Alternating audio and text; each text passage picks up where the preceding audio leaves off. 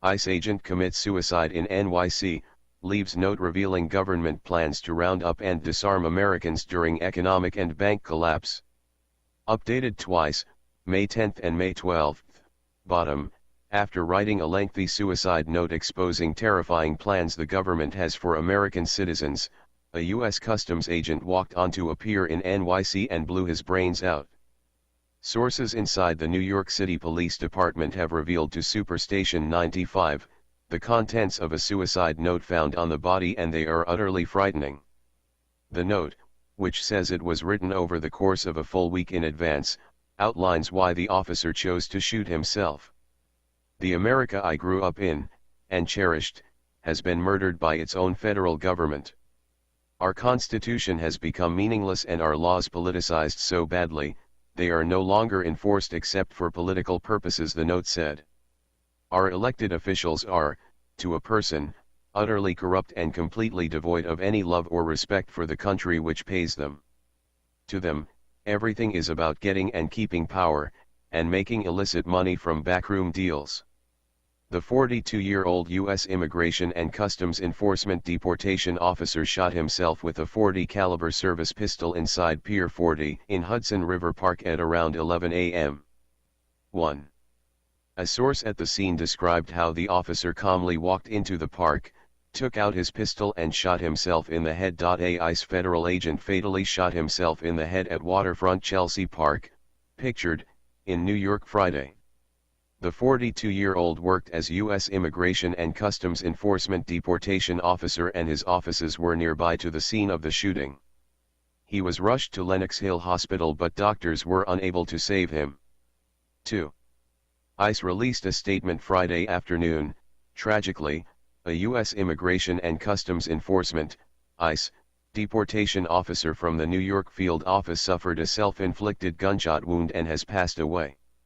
It added, the agency is not releasing further details pending notification of the officer's next of kin.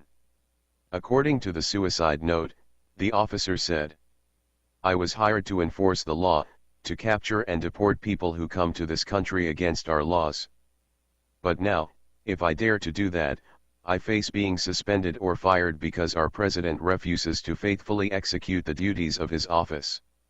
Instead, I come to work each day, and collect a paycheck twice a month, for intentionally doing little to nothing. I cannot and will not be party to this fraud, to this usurpation of the law, or to the despicable politicians betraying our nation, the note continued.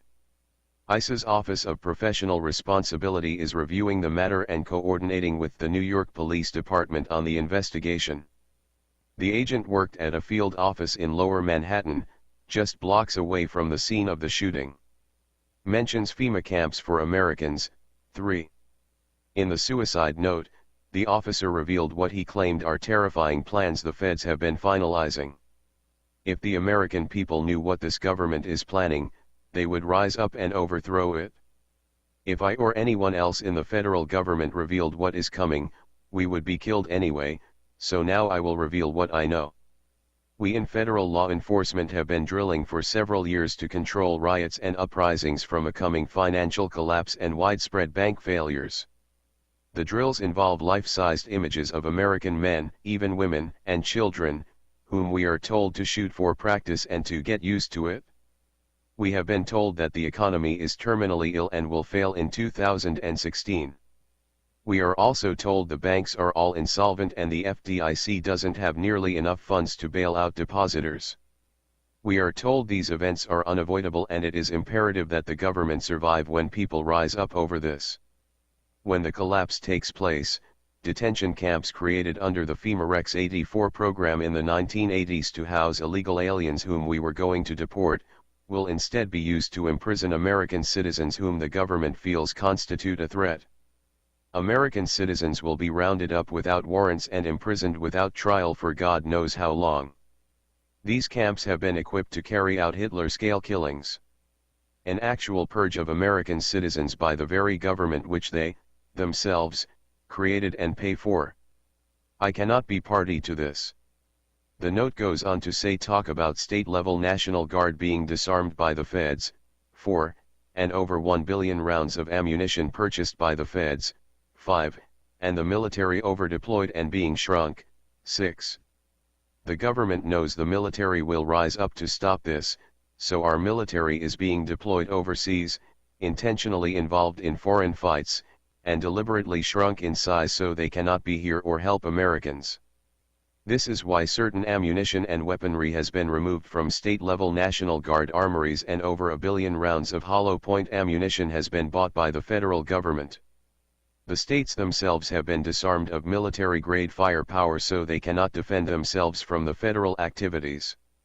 This is also why local police departments have been militarized and provided with armored vehicles and weapons of war, the note says. When the inevitable collapse begins to take place, electric power to the entire country will be shut off, as will all forms of communication. All banks will be immediately closed, no one will be able to get any money because all ATMs will be offline. Credit, debit, and EBT cards will not function. Anyone without cash will have no way to get any. The emergency alert system will be used to take over all broadcast stations and tell the public this is a result of a cyber attack.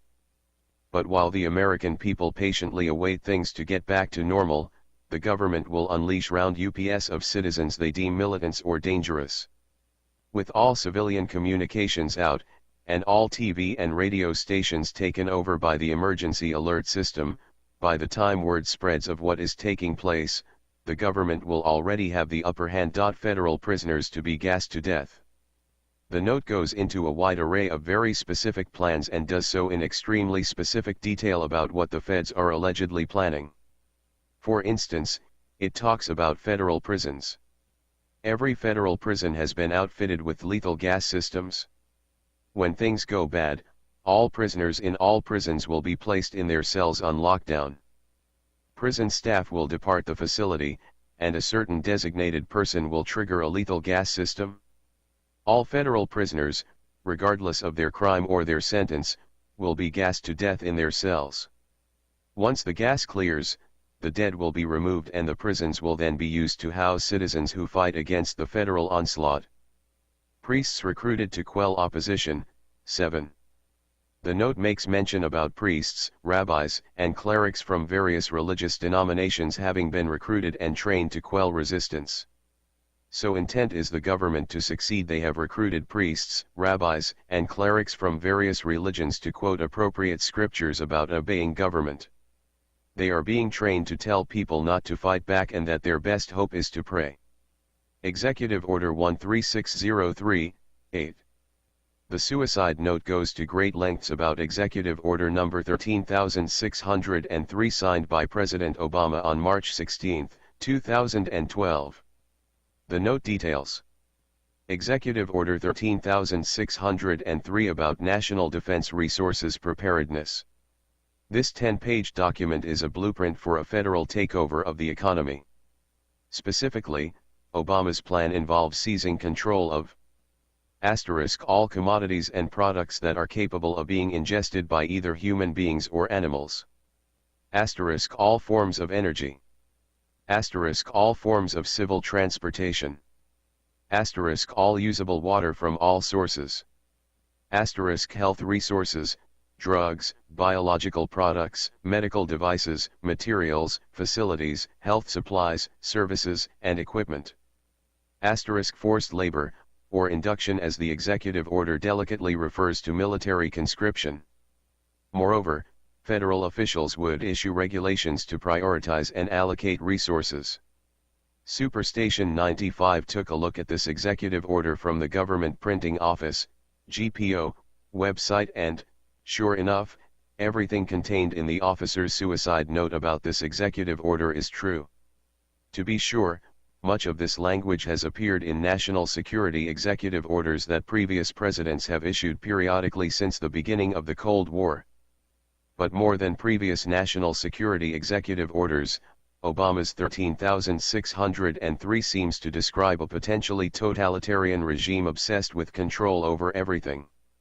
Obama's executive order makes no effort to justify the destruction of liberty, No effort to explain how amassing totalitarian control would enable government to deal effectively with cyber sabotage, suicide bombings, chemical warfare, nuclear missiles, or other possible threats. There's nothing in Executive Order 13603 about upholding the Constitution or protecting civil liberties. In what circumstances, one might ask, would a president try to carry out this audacious plan? Executive Order 13603 says with ominous ambiguity, during the full spectrum of emergencies.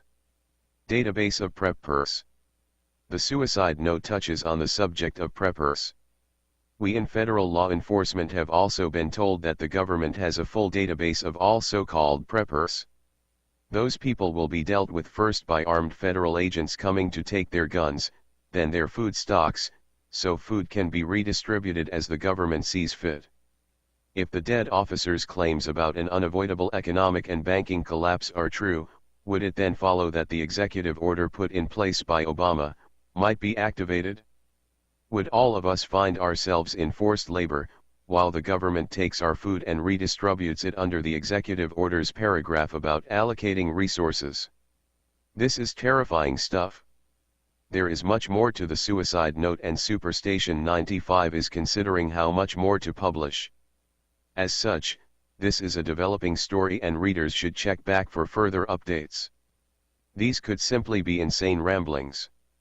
It is not our intent to cause panic or alarm, and while we expect readers to be intelligent enough to discern this on their own, we feel compelled to point out that these could simply be paranoid ramblings of an insane person who killed himself.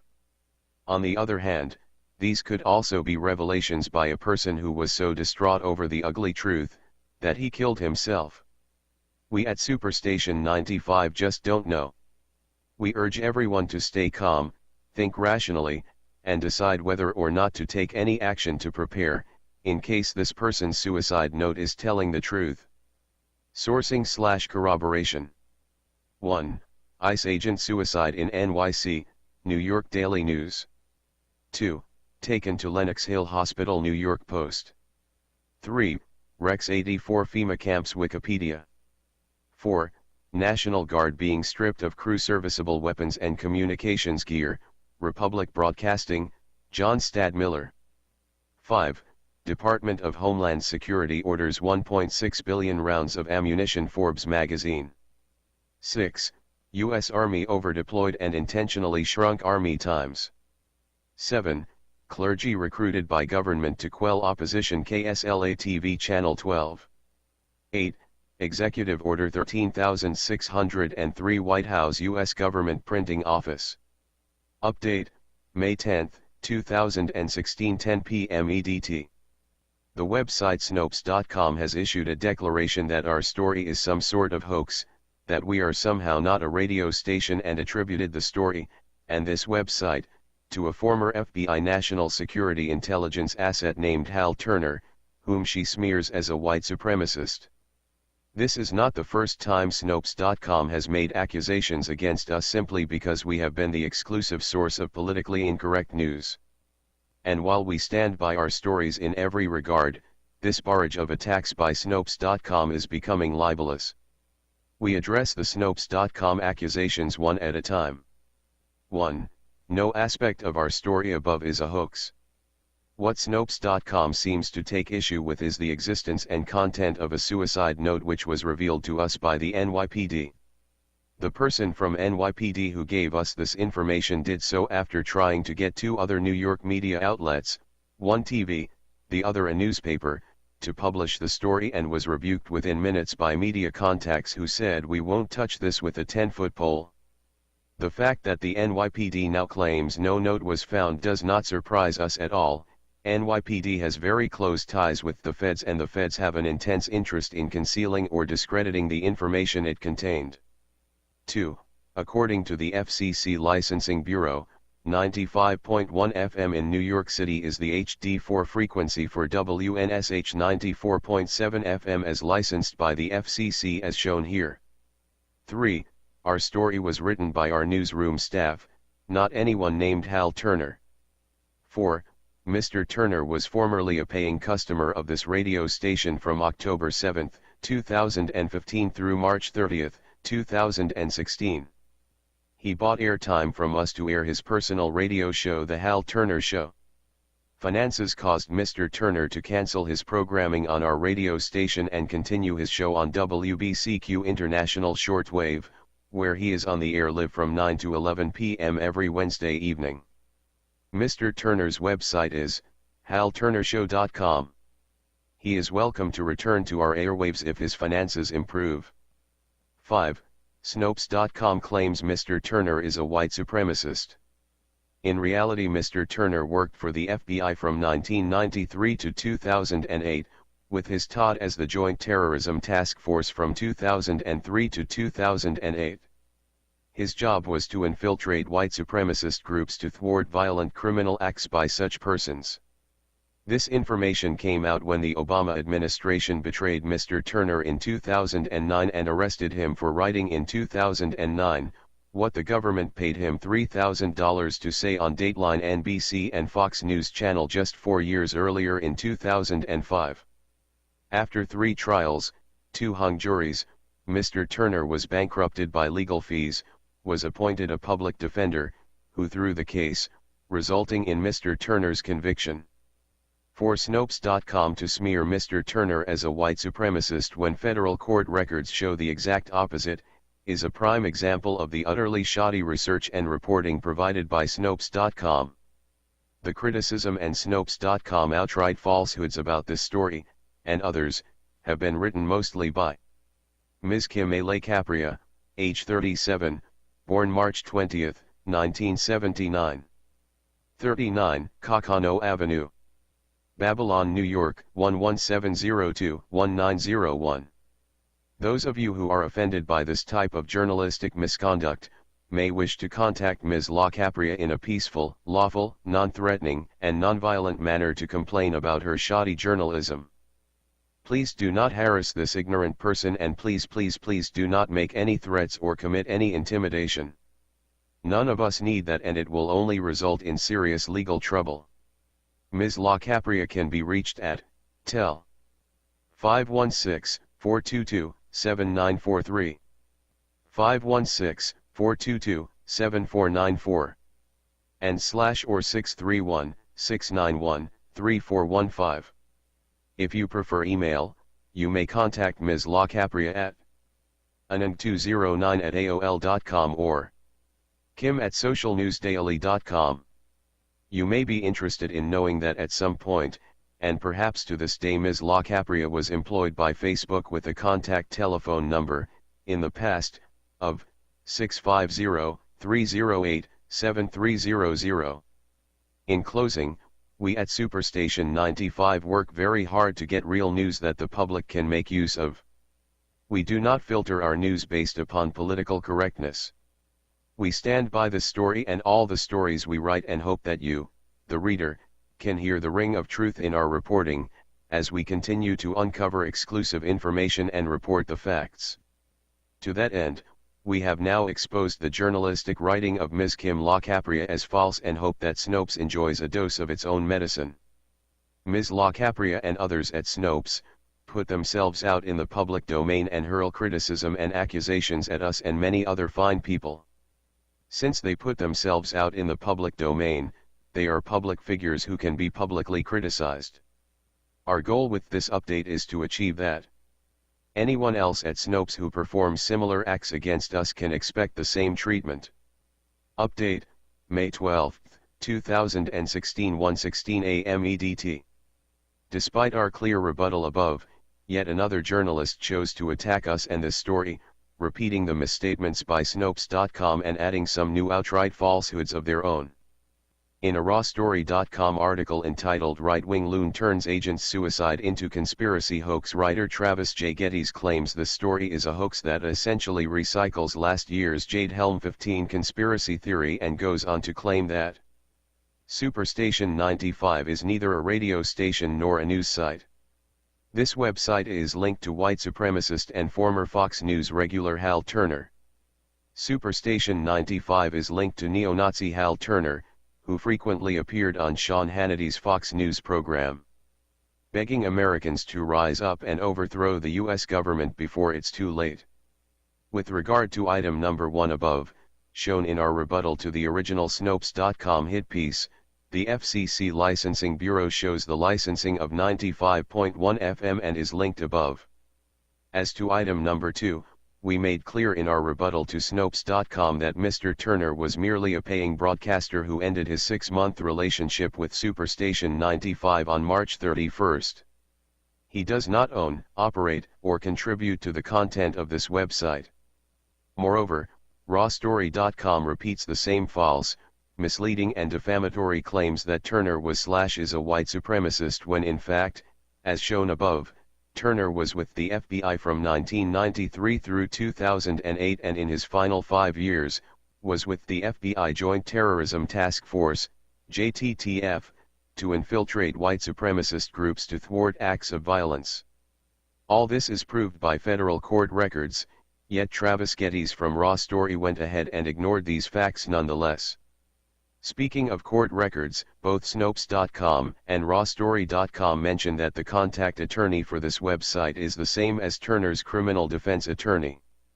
We wonder if it ever occurred to Snopes.com or to Rawstory that, as a media outlet, Superstation 95 was mortified that Turner was arrested and imprisoned for an editorial and, when he was wrongly convicted, that it was us who suggested Turner seek out our law firm because we knew they would help?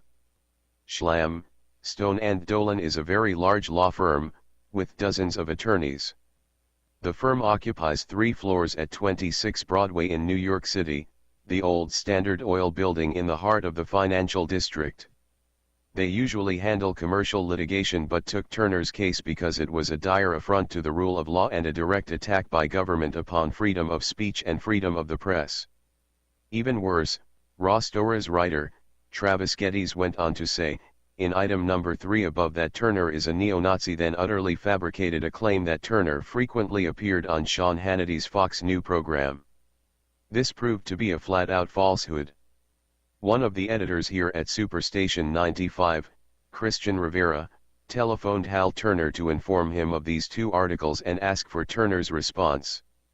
Never once, in my entire life, did I ever appear on Sean Hannity's Fox News Channel program, said Turner. In fact, the only appearance Turner ever made on Fox News Channel was on the program At Large with Geraldo Rivera, and when he appeared on that program, Turner did so with the direct approval of the FBI JTTF because it was part of an effort to uncover who murdered the family of federal Judge Joan Humphrey Lefkow in Chicago, which had taken place just days before. Video of Turner's appearance on Fox News Channel is available on YouTube from various uploaders such as this one, https://udo.be/pkr-mmm5v7w.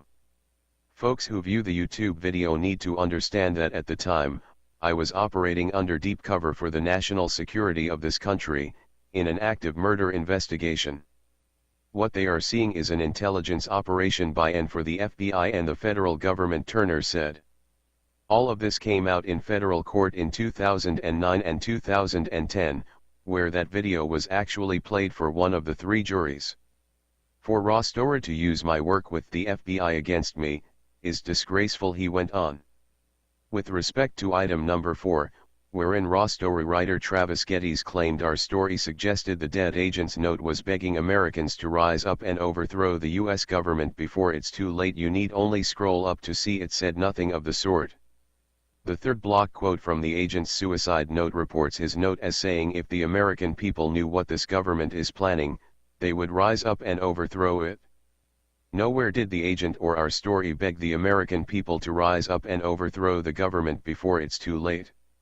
It simply isn't there, and for Travis Geddes to assert otherwise shows he's either lacking in reading comprehension, a retard, or a despicable twisted manipulator of the facts. This is the beyond shoddy journalism on the part of Travis Geddes. In our view it is outright journalistic fraud. If this is the type of half-assed reporting that routinely appears in rawstory.com articles, then they just shot their credibility straight to hell. Knowing what our article actually said, and comparing it to what Rawstory reported, how can any rational person believe anything Rawstory ever publishes? They appear to make things up as they go along. The outright falsehoods about this story, appearing in rawstory.com, were written by Travis J. Geddes, age 43, born February 25, 1973. Those of you who are offended by this type of journalistic misconduct, may wish to contact Mr. Geddes in a peaceful, lawful, non-threatening, and non-violent manner to complain about his shoddy journalism. Mr. Geddes can be reached at phone number 859-581-6713. If you prefer, you may elect to write to Mr. Geddes at his home located just outside Cincinnati at 710 Maple Avenue, Newport, Kentucky 41071-2044. Please do not harass this ignorant person, and please do not make any threats, commit any intimidation, or break any law at all. None of us need that, and it will only result in serious legal trouble. You may be interested in knowing that at some point, and perhaps to this day, Mr. Geddes was employed by the Cincinnati Enquirer newspaper. If he is still employed there, we would urge the newspaper to make a very serious review of any news stories written by this person, since his ability to check facts and accurately report do not seem to exist. In closing, we at Superstation 95 work very hard to get real news that the public can make use of. We do not filter our news based upon political correctness. The fact that Snopes.com went to great lengths to attack us, and now a radical left-wing cesspool like rawstory.com has chosen to do the same, calls to mind the saying, "Thou doth protest too much." This seems like an awful lot of media exposure and effort to unleash if, as these outlets claim, our facts are wrong. Why such a strenuous response to something which is allegedly incorrect? Perhaps, as you may be starting to see, our story is correct. The powers that be know it, and they're now pulling out all the stops to cover it up. Sorry folks, the cat's out of the bag, and nothing you folks in government, or your henchmen in the mass media, can do, will cover this up. We stand by this story and all the stories we write, and hope that you, the reader, can hear the ring of truth in our reporting, as we continue to uncover exclusive information and report the facts. To that end, we have now exposed the journalistic writing of Mr. Travis J. Geddes as false, and hope that Raw Story enjoys a dose of its own medicine.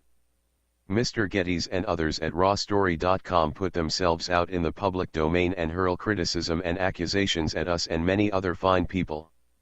Since they put themselves out in the public domain, they are public figures who can be publicly criticized. Our goal with this update is to achieve that. Anyone else at Raw Story who performs similar acts against us can expect the same treatment. Since this story has become dated, we have decided to incorporate our Snopes.com and rawstory.com rebuttals seen above, into a new story for publication later today, May 12th. The politically correct left wing is clearly on the warpath that certain government plans seem to have been exposed.